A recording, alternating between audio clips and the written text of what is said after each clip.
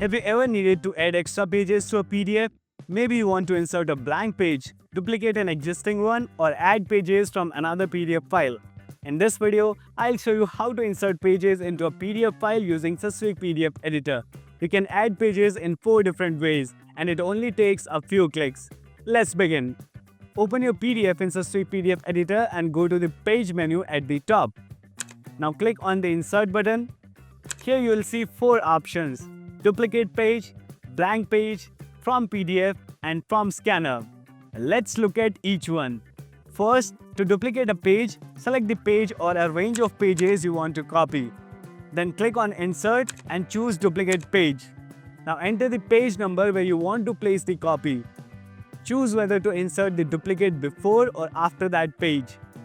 Click OK and it's done. The copied pages will appear in the new location. Next, to insert a blank page, click on Insert and choose Blank Page. Now decide where to insert it. You can add it at the beginning, at the end, or give a specific page number. Then choose to insert it before or after that page. Click OK and your blank page will be added. Now let's see how to insert pages from another PDF file. Click on Insert and select From PDF. Choose the PDF file you want to take pages from and click Open. You can insert all pages or just a specific range.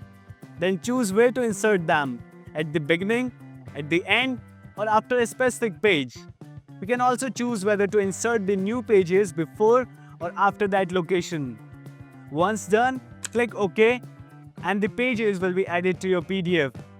Finally, to insert a page from your scanner, click on Insert and select From Scanner. Now choose your scanner, color settings, paper size, and the location in your PDF. Then click Scan and the scan page will be added directly to your PDF. Make sure to save the file. So that's how easy it is to add new pages in a PDF file using Systweak PDF editor. You can scan the QR code visible on the screen to download and install Systweak PDF editor from the website. You can watch the other tutorials by clicking on the playlist link given in the description. If you found this video helpful, don't forget to subscribe to the channel.